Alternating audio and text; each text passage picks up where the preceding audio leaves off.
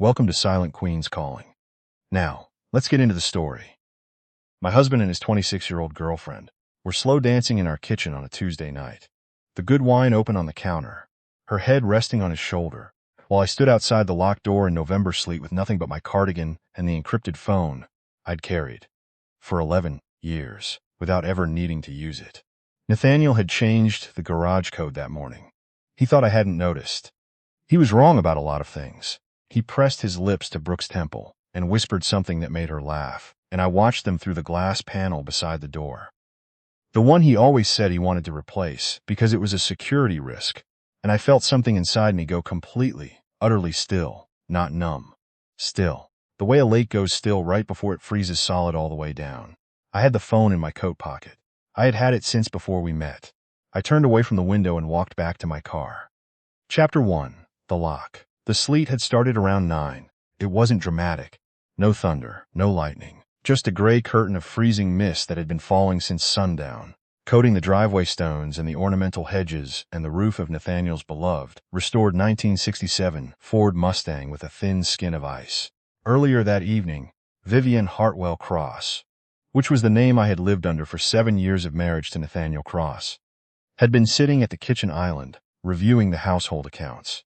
Not because she needed to, because something had felt wrong for 3 weeks, the way a hairline fracture feels wrong before the bone snaps. She found it in 11 minutes. A recurring transfer, $8,000 a month, every first of the month for the past 6 months, moved from the joint savings account Nathaniel managed into something called Creekside Property Consulting, LLC. Vivian had searched the LLC registration. It had been filed in Delaware 4 months ago. The registered agent was a man named Roger Alcott, who, according to LinkedIn, had no other clients and no professional history prior to that filing. She had printed the bank statements. She had set them on the kitchen island beside Nathaniel's dinner. He had come home at 8:15, kissed her on the cheek, poured himself a glass of wine, and seen the papers. He hadn't apologized. He hadn't even looked surprised. What he had done was take a long, slow sip of the wine. The good Bordeaux, the one she had been given by her father, and told to save for something important, and set the glass down with the deliberate care of a man constructing an argument. "Where did you get these?" he asked. "Our account," Vivienne said. "The one with my name on it. I handle the finances, Vivienne. And I'm asking you about them." He had looked at her for a long moment. Nathaniel Cross was 42 years old, a senior partner at Aldridge & Cross Architecture, a firm that bore his name on the door and his father's money in the foundation. He was handsome in a tired way, the kind of handsome that photographs well and wears expensive watches. He had chosen Vivian 6 years before their wedding because she was quiet and elegant and seemed, in his words at a dinner party she was never supposed to overhear, low maintenance. He had been profoundly mistaken about that. "The LLC is a separate investment," he said. "My money." "Our money," Vivian said. "Joint account, Nathaniel. My salary goes into that account. So does mine." He had smiled then. Not a warm smile. The kind of smile that is designed to end a conversation. "You work 3 days a week at a university library," he said. "Let's not pretend that's the same thing." Vivienne had not raised her voice. She had simply picked up the bank statements and said, "I want to see the LLC documents. Tonight." That was when the kitchen door opened and Brooke Weller walked in. She was 26. She was a junior associate at Aldridge & Cross, hired 8 months ago. She was wearing a cashmere wrap that Vivian recognized because she had seen Nathaniel's credit card statement and the charge from a boutique on Newbury Street. She walked in like she lived there, which, Vivian understood in one clean, cold moment, was exactly how she thought of it. "Oh," Brooke said. She didn't look embarrassed. She looked inconvenienced. Nathaniel said nothing. His silence was its own statement. Vivian looked at Brooke, then at Nathaniel, then at the bank statements in her hand. She thought of the 11 years she had spent building a life small enough to hide inside. She thought of her father, who had warned her once that the hardest part of disappearing was remembering you could always come back. "Vivienne," Nathaniel said, his voice dropping to the register he used in client meetings, smooth and reasonable and final. "This isn't what you're making it into, but you need to calm down." "I'm completely calm," Vivienne said. "You're going to embarrass yourself. Go upstairs, get some air, and we'll talk about this like adults when you're not spiraling." Brooke had drifted to the wine on the counter and poured herself a glass. "My glass, my wine." Vivian had picked up her coat from the back of the chair. Her phone was in the pocket. The other phone, the one she carried out of habit the way some people carry lucky pennies, was in the inside lining. "Where are you going?" Nathaniel asked. "To get some air," Vivian said. "Like you suggested." She had walked to the back door. He had followed her, not to stop her, but to lock it behind her. She heard the deadbolt engage while she was still on the back step, the sleet already finding the back of her neck. She stood there for 5 seconds, listening to music start up inside. Something she didn't recognize, something Brooke must have connected to the kitchen speaker, and then she walked to her car. Chapter 2. Who she was before. To understand what happened next, you had to understand what Nathaniel had never understood about the woman he married. He knew the version she had built for him, a woman named Vivian, who had grown up in Marblehead, Massachusetts, studied library science at Simmons, moved to Boston in her late 20s, and met him at a charity auction for a children's hospital where she had been quiet and self-contained, and entirely unimpressed by his business card. He had found this irresistible. Most of the women in his life found him immediately impressive. Vivian found him at best interesting. He had spent the first year of their courtship trying to win her over, and by the time he did, he had decided she was simply a modest, unambitious woman who had gotten lucky. He had never asked why she had no family at their wedding. He had never asked why she paid cash for things. He had never asked about the phone. Her real name was Vivian Aldgate, the surname she had carried since birth, not the name she had constructed. With the help of a retired federal documentation specialist, when she was 23 and needed to become someone else for reasons that had nothing to do with crime and everything to do with survival. Her father, Dr. Emmett Aldgate, was not a billionaire. He was something the general public understood less and feared more. He was the founding director of the Aldgate Research Consortium, a private intelligence and cybersecurity firm that had spent 30 years doing work for governments that did not advertise their need for such work. The consortium was not a company anyone found on the internet. It did not have a website. It had a 3-letter reputation in specific circles and an absolute zero public profile everywhere else. Emmett Aldgate had 3 rules for his children. The first was, know where the exits are. The second was, never let anyone believe they hold all the cards. The third was, the most dangerous person in any room is the one who seems the least dangerous. Vivian had lived her adult life by these rules so deeply they had become involuntary, like breathing. She had spent years in her 20s working legitimate intelligence-adjacent work under her constructed identity, which is how she met the man who would become the most important professional relationship of her life. A former NSA signals analyst named Theodore Marsh, who had gone private and built a small, invisible firm that did exactly one thing: protected people who needed protecting in ways that left no fingerprints. Theodore was not a fixer in the Hollywood sense. He was precise and methodical and deeply uninterested in drama. His tools were data, access, and patience. His clients were people who had been targeted by those who assumed vulnerability. His satisfaction came from watching those assumptions collapse. Vivian had called Theodore 3 times in her adult life before tonight. The first time was when she was 23, constructing her exit from a situation that did not concern Nathaniel and never would. The second time was when she married Nathaniel and needed Theodore to quietly verify that the man she was marrying wasn't something worse than he appeared. Theodore had come back with a clean report, though he had noted, in his careful, neutral way, that Nathaniel Cross had a pattern of short-term behavior that warranted monitoring. She had chosen to believe the best. The third time was 6 months ago, when the first transfer appeared in the account and something in her chest had gone quiet in a way she didn't like. Theodore had been watching since October. She had not known that tonight would be the night, but she had suspected it was coming. The library where Vivian worked 3 days a week, the one Nathaniel had mocked, was not simply a university library. It was a rare books and archives division at a research university that happened to house one of the most significant private collections of encrypted historical documents in the northeastern United States. Her position there was entirely legitimate. She had also, over the course of 6 years, built a professional network inside that institution that would have surprised her husband considerably. She had a doctorate in information science that appeared under no name Nathaniel knew. She sat in her car in the sleet and did not cry. She had not cried in front of Nathaniel in 7 years, and she was not going to start now in a dark driveway over a man who had just locked her out of a house she had chosen not to put her name on. She pulled out the phone. Chapter 3. The Call. Theodore Marsh answered on the first ring. Vivienne. His voice was the same as always, dry, unhurried, as if he were answering a call about dinner reservations. Theodore. She had not spoken to him since October, since the initial briefing, but her voice carried no rust. He changed the garage code today. I found the full LLC structure tonight. He locked me out of the house. Brooke Weller is inside. There was the brief, quiet sound of a keyboard. You're in the car, Theodore said. It wasn't a question. He could see her GPS. Yes? Are you hurt? No, he didn't touch me. A pause. He didn't need to. He thought the lock was enough. Another silence. When Theodore spoke again, his voice had shifted. Not warmer, exactly, but more deliberate, the way a surgeon sounds when they've made a decision. I've had a full picture for 3 weeks. I was waiting for your call. Do you want the summary or do you want to move directly to next steps? Summary first. 30 seconds.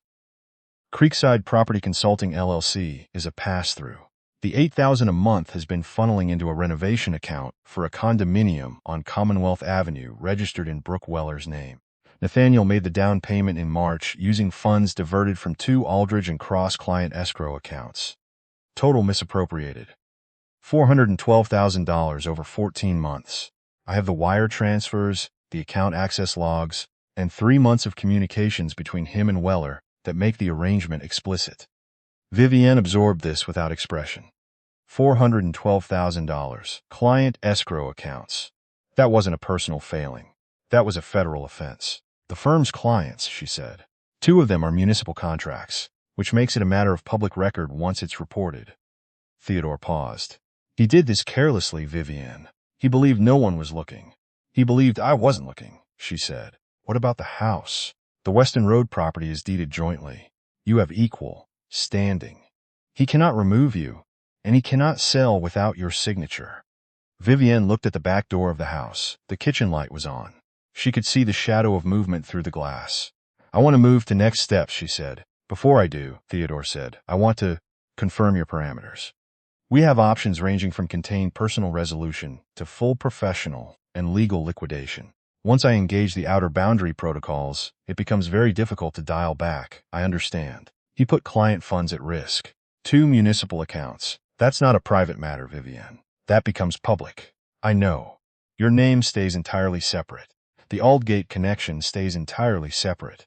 That's non-negotiable, she said. This resolves as Vivienne Cross, a woman whose husband committed fraud and whom I happen to be in a position to assist. She could hear the faint sound of Theodore almost smiling. He didn't quite. Understood. Then here's what I'm going to do in the next 3 hours. He laid it out with the calm efficiency of a man reading a grocery list. The wire transfers to Creekside would be flagged tonight through an anonymous tip to the Massachusetts Attorney General's Financial Crimes Division, which would trigger an automatic audit freeze on all Aldridge and Cross accounts pending investigation. This would go out at midnight. Nathaniel would not know until morning. When his corporate card declined at the coffee shop, he went to every day at 7:45. Simultaneously, a referral would be sent to the Massachusetts Board of Architects regarding conduct unbefitting a licensed professional.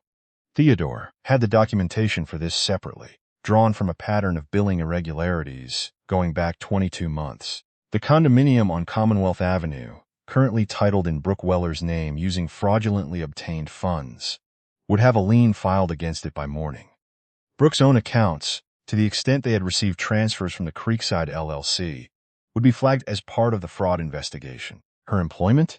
Vivienne asked. Aldridge and Cross's largest client is the Pemberton Group. The Pemberton Group's general counsel is a woman named Anita O.C., who I have spoken with previously in a professional capacity. I will be making a discreet call to Anita tonight to inform her that the firm she has retained is currently under investigation for the mishandling of escrow funds. Anita will make her own decisions about the firm's contract. When the contract goes, the firm's operating revenue drops by approximately 40%. Staffing reductions will be necessary. Junior associates are generally the first to go. Vivienne was quiet for a moment. I don't want him physically harmed, she said. I know, Theodore said. That was never on the table. What I'm describing is a man being held accountable by the systems he assumed would never notice him. Nothing more, nothing less. Do it, Vivienne said. All of it. One more thing, Theodore said. You said he changed the garage code today. The house security system is registered in your name. Did you know that? Vivienne had known that. She had insisted on it, quietly, when they moved in, and Nathaniel had let her because he didn't think it mattered. Yes, then you've always had the access code to everything. Vivienne looked at the house. Yes, she said. I have. There's a detail response team 40 minutes away. Your father's standing protocol when you activate this line. They'll park a block north and wait. Tell them to stay there, Vivienne said. I'm not going in. I'm going to stay right here. Very well, Theodore said. I'll be in contact as things move. Vivienne, yes. He made a fundamental error. He assumed that the woman who seemed not to be paying attention wasn't. They always do, she said. The line closed. Vivienne set the phone on the passenger seat. The sleet tapped against the windshield in a patient, rhythmic way. She turned the heat up and folded her hands in her lap and fixed her gaze on the back of the house, on the kitchen window, on the warm yellow light inside, where Nathaniel and Brooke were drinking her wine and listening to music she didn't know. She counted to herself, not out of anxiety, out of something closer to ceremony. At exactly midnight, the lights inside the house went completely dark. Chapter 4: The Unraveling. Nathaniel Cross did not notice the lights go out at midnight because he and Brooke were upstairs. He noticed at 2:17 in the morning when he reached for his phone on the nightstand and found a notification from his corporate banking app. The notification was a single line. Account access suspended. Please contact your financial institution. He sat up in the dark. His first thought was a server glitch. The firm's bank had changed platforms 6 months ago, and there had been intermittent issues since. He opened the app. The loading screen rotated for 20 seconds and then resolved into a message he had never seen before. Account frozen pursuant to investigative hold. Reference code MAAGFC 2024-0311. MAAG, Massachusetts Attorney General. He got out of bed. He did not wake Brooke. He went to the study down the hall, closed the door, and sat at his desk with his laptop. He told himself there was a rational explanation. He told himself that someone had made an error, and he would call the bank's executive line in the morning, and it would be sorted by noon. He opened the firm's account portal. His login failed. He tried again. Access denied. He navigated to the secondary portal, the client escrow management system. His credentials returned a single glaring message. This account has been flagged for external audit. Access restricted pending review. He stared at the screen. 14 months of carefully managed transfers. A VPN he'd paid $2,000 for. A shell company structured by a private accountant in New Hampshire who had assured him the Delaware registration was impenetrable. He had been meticulous. He had been smarter than the systems. He was certain of it, because the systems were slow and bureaucratic, and staffed by people who handled hundreds of accounts and would never look closely enough at his. He opened a new browser tab and searched for Creekside Property Consulting LLC Massachusetts Audit. Nothing appeared. He searched his own name. Nothing appeared. He told himself, it's contained. It's an automated flag. It's nothing. His phone buzzed. Text message from an unknown number. No text, just a link. He clicked it out of pure reflexive anxiety, and it opened a PDF. It was the wire transfer record. All 14 months of it, annotated in a clean, precise font that highlighted the routing path from the joint savings account through Creekside LLC to the Commonwealth Avenue Renovation Fund. Every transfer, every date, every amount. At the bottom of the document, in the same clean font, you were not careful. You were merely unobserved. Those are not the same thing. He dropped the phone on the desk. His hands, which he prided himself on keeping such in client presentations, were shaking. He thought of Vivienne. He thought of the quiet, methodical way she had set those bank statements on the counter. The way she had not raised her voice when he dismissed her. The way she had looked at him. Not with hurt, not with anger, but with something else entirely. Something he had never quite been able to name in 7 years. And was now at 2:40 in the morning with his accounts frozen and his career dissolving around him, beginning to understand. He went to the window. The street was dark and wet. The sleet had tapered to a cold drizzle. He saw her car at the end of the driveway. She was still there. The engine was running, the tail lights a faint red glow through the mist. His first instinct was the same instinct it always was, authority. He would go out there. He would open the car door, or knock on the window, and he would be reasonable and firm, and he would explain that whatever she had done tonight needed to be undone. And she would comply, because she always complied, because she was modest. Unambitious Vivienne, who worked in a library 3 days a week, and drove a sensible sedan, and never raised her voice. He put on shoes. He went downstairs and unlocked the back door, and walked out into the drizzle without a coat. He crossed the driveway to her car. He knocked on the driver's window. The glass was tinted. He had never paid attention to how dark it was, and for a moment he could not see inside. Then the window lowered 4 inches. She was sitting in the driver's seat. Her coat was still on. She looked entirely dry and completely composed, as if she had been sitting there reading, as if an evening in a cold car in November drizzle was a perfectly ordinary way to spend a Tuesday. "Vivienne," he said. His voice came out wrong, not authoritative, ragged. "Come inside," he said. "We'll sort this out." "Sort what out?" she asked. "Whatever is happening with the accounts. There's some kind of audit flag." "I know," she said. He looked at her face. In the ambient light from the dashboard, she looked the same as she always had. Same composed expression, same steady eyes. But something about the quality of her stillness was different tonight, and had been different all evening. And he was only now standing in drizzle in his dressing gown, understanding that the difference was the absence of performance. She had always been performing something for him. Tonight, she had simply stopped. "What did you do?" he asked. "I made a phone call," Vivienne said. "To who?" She didn't answer. She looked at him the way she might look at a problem in a book she had already solved. "Vivienne, I need access to those accounts by morning.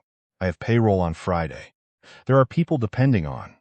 You should have thought about the people depending on you before you used their escrow accounts to buy Brooke Weller a condominium," she said.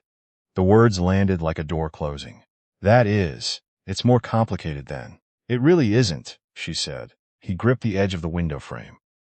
"You don't understand what you've done. This isn't just about us. This is the firm. This is my license. There are clients. The clients are exactly why this had to be reported," she said. "2 of them are municipal accounts, Nathaniel. Public money. I couldn't have let that go even if I wanted to. Even if you." He stared at her. "You could have come to me first. You could have talked to me." "I tried that tonight," she said. "You locked the door." He had no answer to that. She looked at him for another moment, not with triumph, not with anger, with the same quality of attention she gave to archival documents she was cataloging. Focused, thorough, complete. "Go back inside," she said. "The house is jointly deeded. You're entitled to be there until the legal process determines otherwise. But I would suggest you call a very good attorney in the morning. You're going to need one." "Where are you going?" "Somewhere dry," she said. "Vivienne." The window rose smoothly, and she looked away from him. Chapter 5. The Full Picture. By 7 in the morning, Nathaniel Cross's professional world had restructured itself around his absence.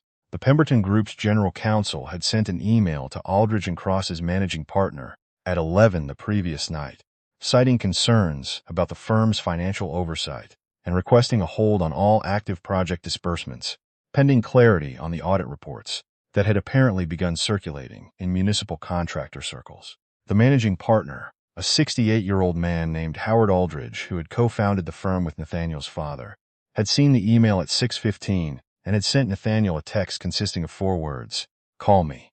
Right now." Nathaniel could not call Howard at 6:15 because he was sitting at the kitchen island, reading an email from the Massachusetts Board of Architects advising him that a complaint had been received regarding professional conduct and that a formal inquiry would be initiated within 30 business days. He read it 3 times. He was still reading it when Brooke came downstairs. She had found the email from Aldridge and Cross's HR department on her own phone at 6:48. The subject line was, "Immediate administrative leave pending investigation." She walked into the kitchen and put her phone on the island in front of him. She didn't say anything. She just pointed at the screen. He read it. He did not look up. "You told me it was a bonus structure," she said. "A consulting arrangement." It's complicated. The email says my employment is suspended pending an investigation into the misappropriation of client funds." Her voice was steady and cold in the way that people's voices get when they are containing something much larger. "It says my accounts have been frozen as part of a financial crimes referral. That's an overreaction. It's going to be resolved. My accounts are frozen, Nathaniel." She leaned forward on the counter. "My credit cards don't work. My bank app says my account is under investigative hold. I paid rent last week from that account. My landlord is going to." "By whom?" She looked at him. "By you? You don't have access to your accounts either. Your car is." She stopped, looked out the window. "Where is your car?" He had not checked. He looked out the kitchen window at the driveway. The spot where his Audi had been parked was empty. He went very still. The Audi was leased under Aldridge and Cross's fleet account. The fleet account was under the firm's operating umbrella. The firm's accounts were frozen. He went to the front door and opened it. The driveway was empty. There was a small yellow notice affixed to the front gate post with a plastic fastener, the kind that repossession agents use. He did not walk down to read it. Behind him, he heard Brooke's voice, lower now, stripped of the last of its composure. "I'm calling my parents." He turned around. She had her phone to her ear, and for the first time since he'd met her, she looked exactly her age. He went back to the kitchen and sat down. He thought about what Vivienne had said from the car window. "You should have thought about the people depending on you." He thought about Howard's 4-word text. He thought about the annotated PDF that had appeared on his phone in the dark of 2 a.m, the one with the note at the bottom. "You were not careful. You were merely unobserved." He thought about the 7 years of their marriage, the way Vivienne had never fought with him over money, the way she had never pushed back on his decisions about the accounts, the investments, the household finances. He had read that as deference, compliance, evidence that she understood the hierarchy of their arrangement. He understood now that she had been watching, calmly, completely, with the kind of sustained attention that his own arrogance had made invisible to him. She had let him believe he was managing everything. She had let him believe the house was his project, the money was his domain, the social architecture of their life was his construction. He had spent 7 years building an empire inside someone else's silent permission. He didn't know who she had called. He didn't know how the transfers had been found, documented, and reported in a single evening. He didn't know what firm or institution or individual had the access and the speed to execute what had happened between midnight and 7 a.m. He only knew that whoever she was when she wasn't being Vivienne Cross, she was someone whose orbit he had badly miscalculated. His phone buzzed. A text from Howard. "Don't come in today. We need to talk to counsel first." He set the phone face down on the island. Through the kitchen window, he could see the front gate. At the end of the driveway, parked half in the street with its engine off, was a black sedan he didn't recognize. 2 men sat in the front seats. They were not doing anything. They were simply there. They had been there since approximately 2 a.m. Nathaniel looked at the empty driveway, the yellow notice on the gate post, the 2 still figures in the car. He thought of the locked back door. He thought of the deliberate, quiet click of the deadbolt that had sounded so final and so satisfying at the time. Chapter 6. The Exit. Vivienne had spent the night in the spare room of Theodore Marsh's associate, a woman named Octavia, who worked in private security consulting and had a beautifully appointed apartment in Cambridge that she used primarily as a professional address. Octavia made tea without being asked and did not ask questions and was asleep by midnight, which suited Vivienne perfectly. Vivienne sat at the kitchen table with her laptop and worked. Not on Nathaniel. Theodore had that in hand. She worked on the things she had been quietly preparing for 4 months, since the first transfer had appeared, and she had understood, with the cold clarity of someone trained to see patterns, where things were going. She updated her professional profiles, the quiet, careful ones that lived under her actual name. She finalized the application she had been building for a research position at an archival institution in Edinburgh that had been actively recruiting her for 2 years, which she had been delaying out of a residual loyalty to a life she had built for a man who had not deserved it. She emailed her attorney, not a divorce attorney, a comprehensive legal advocate who had been retained, at Emmett Aldgate's insistence, since before her wedding, with a single line. "We're moving forward. Please proceed with the documentation." She called her father at 6 a.m, Boston time. He was in Zurich. He answered immediately. "Vivienne," he said. "It's done," she said. A pause. Emmett Aldgate was 71 years old and had spent his professional life making decisions that other people didn't know were being made. He did not say "I told you so." He had also never said it about Nathaniel, though he could have. He had simply, from the beginning, made certain his daughter had the infrastructure to walk away when she needed to. "Are you safe?" he asked. "Completely. Do you need anything?" "No," she said. "Theodore handled it well. He always does." Another pause. "Edinburgh? I think so," she said. "I've been putting it off." "I know," he said. "You were hoping." "I was," she said. "I was wrong." "You weren't wrong to hope," her father said. "You were wrong about the subject." She smiled just slightly for the first time since the previous evening. "Good night, Dad." "Good night, sweetheart." She closed the laptop. She sat in the quiet of Octavia's kitchen and listened to the city outside beginning its morning and felt, for the first time in a very long time, the particular lightness that comes when you stop carrying something you should have set down years ago. At 8 that morning, Vivian drove herself back to Weston Road. She parked in the driveway, her name on the deed, and walked to the front door. She used her key. The lock turned the same way it always had, because Nathaniel had only changed the garage code. He had not thought to change the front door. He had not thought she would simply come back. He was sitting at the kitchen island in the same clothes he had been wearing when she left. He looked up when he heard the door. Brooke was gone. Her coat was not on the hook by the back door. Vivian set her keys on the counter. "My attorney will be in contact today," she said, "regarding the separation agreement. You'll want to have your own counsel review it. Given the circumstances, I'd suggest you prioritize that over everything else today." Nathaniel looked at her. In the clear morning light, he looked diminished in a way she hadn't expected. Not destroyed, not broken, but smaller, as if the architecture of his certainty had been quietly removed overnight, and what was left was just a man sitting in a kitchen. "Who are you?" he asked. It wasn't accusatory. It was genuine. He was asking honestly. Vivian considered the question. "I'm the woman you underestimated," she said. "I'm also the woman who spent 4 months trying to find a reason not to do what happened last night. I want you to know that." He looked at the table. "I couldn't find one," she said. She picked up her keys and walked through the kitchen to the stairs. She had a suitcase packed. Had had it packed since October. In the back of the closet, under a winter coat he never wore. And she carried it down and out the front door in one efficient trip. She put it in the car. She sat for a moment in the driver's seat and looked at the house. 7 years. A life she had been proud of, in many ways. A life she had built carefully and quietly and in good faith, with a man who had taken that good faith and used it as a floor to stand on while he dismantled the ceiling.